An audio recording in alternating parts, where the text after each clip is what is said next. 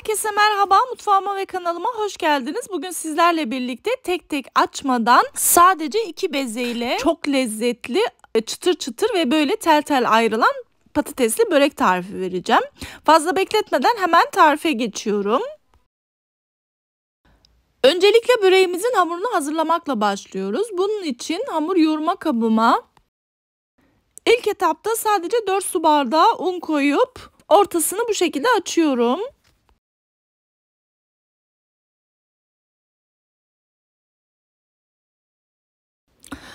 Daha sonra 1 su bardağı suyumu ilave ettikten sonra 1 tatlı kaşığı da maya ekledim. O kısımda hafıza dolduğu için kamera kendisini durdurmuş maalesef. O yüzden buradan belirtmek istiyorum. Daha sonra 1 su bardağı süt, 1 yemek kaşığı sirke ve 1,5 tatlı kaşığı tuz ilave ediyorum. Evet, malzemelerin bütün hepsini kattıktan sonra spatula yardımıyla bu şekilde hamurumuzu toparlıyoruz. Hamuru toparlarken de kontrollü bir şekilde ununu eklemeye devam ediyorum. Un miktarını açıklama kısmına yazacağım arkadaşlar. Oradan ulaşabilirsiniz. Unun kalitesine göre miktarı değişkenlik gösterebiliyor. O yüzden lütfen kontrollü bir şekilde eklemenizde fayda var diyorum. Hamurum ağırlaştı. Bu aşamadan sonra spatulayı bırakıyorum ve elimle yoğurmaya devam ediyorum.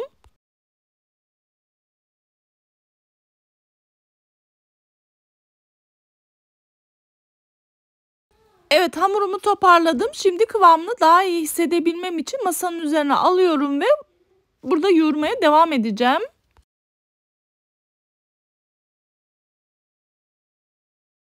Hamurumuzun kıvamı kulak memesinden bir tık sert olması gerekiyor. Burası çok önemli. Evet arkadaşlar, gördüğünüz gibi yoğurduğum halde hamurum hala pürüzsüzleşmedi. Bu aşamadan sonra hamurumu böyle masanın üzerinde bırakıyorum ve üzerini kapatıyorum. Sadece ortalığı toparlayana kadar bekliyorum. Şimdi farkı göreceksiniz. Bakar mısınız, hamurumuz sadece 2 hareketle hemen pürüzsüz hale geldi bile. Çünkü bekleme esnasında gluten kendisini salıyor ve hamura azıcık dokunup 2 hareket yaptığımızda hemen böyle pürüzsüz kıvam alıyor. Evet, hamurumu yoğurdum. Şimdi hiç beklemeden merdane yardımıyla açabildiğim kadar açacağım. Bu aşamada masamızın üzerine biraz un serpiyoruz ve hamurumuzu açmaya devam ediyoruz.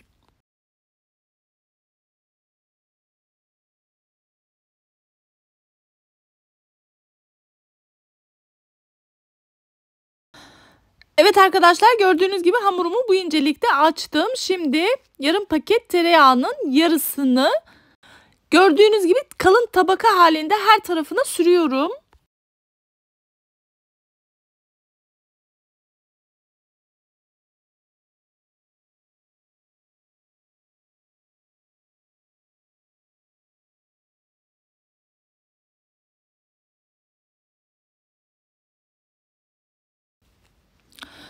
Evet, tereyağı her tarafına sürdükten sonra yufkamızı büyütmeye devam ediyoruz.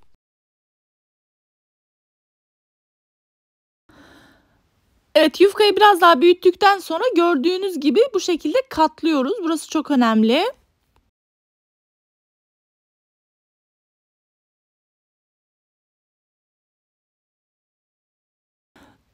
Daha sonra katlama bittikten sonra rulo yapıyorum ve 2'ye bölüyorum.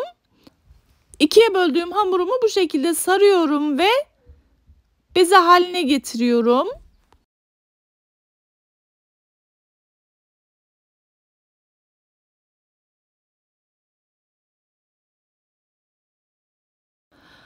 Evet, beze haline getirdiğim hamurlarımı tabağa alıyorum ve sadece kurumaması için üzerini poşetle kapatıyorum ve 10 dakika bekletiyorum.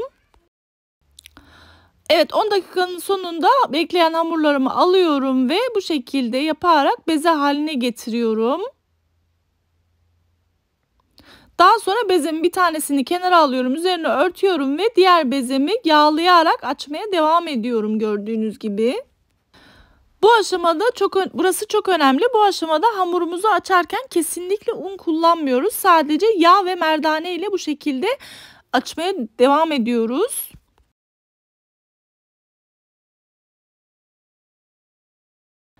Gördüğünüz gibi açarken de ara ara yağlamaya devam ediyorum.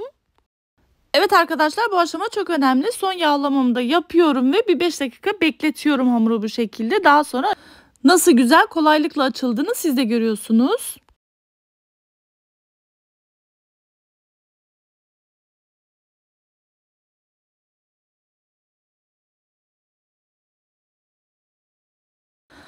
Evet, gördüğünüz gibi hamurum gayet güzel açıldı. Tam istediğim gibi oldu. Bu aşamada dilediğiniz iç harcını kullanabilirsiniz. Ben patates, tuz ve karabiber karışımlı iç harcını kullandım. Bir yemek kaşığı da tereyağı koymuştum. Şimdi patatesimi hamurun bu şekilde uç taraflarına dağıtıyorum. Evet, patatesleri dağıttıktan sonra uçlardan bu şekilde tekrar çeke çeke hamurumuzu sarmaya devam ediyorum. Gördüğünüz gibi sararken de çok sıkı sarmadan ve ruloyu da esnete esnete sarmamız gerekiyor. Burası çok önemli. Gördüğünüz gibi her harekette hamurumu çeke çeke sarıyorum. Bir de sararken ince taraf neresi ise orantılı bir şekilde hamuru yedire yedire sarıyoruz.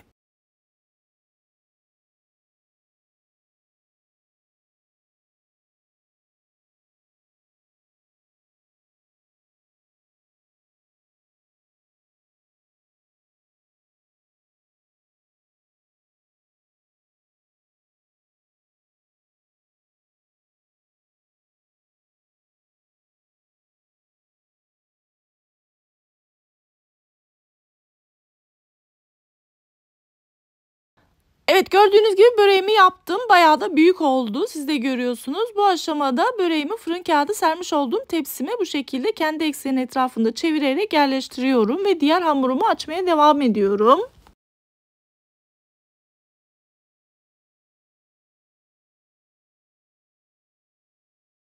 Evet arkadaşlar, ikinci böreğimi de yaptıktan sonra etrafına bu şekilde çapraz dolaya dolaya yerleştiriyorum. Gördüğünüz gibi sadece 2 bezeyle bir tepsi böreğimizi yaptık bile.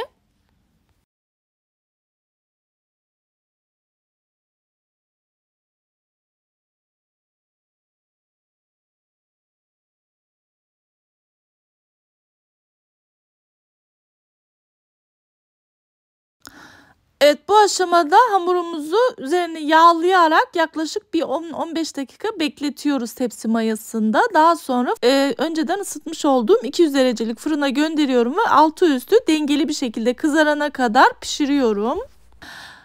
Evet arkadaşlar, gördüğünüz gibi böreğim fırından çıktı. Bakar mısınız üzerine? Yani hafif böyle dokunduğumuz anda bile pul pul dağıldı. Siz de görüyorsunuz. Ve şimdi size çıtırlığını dinletmek istiyorum.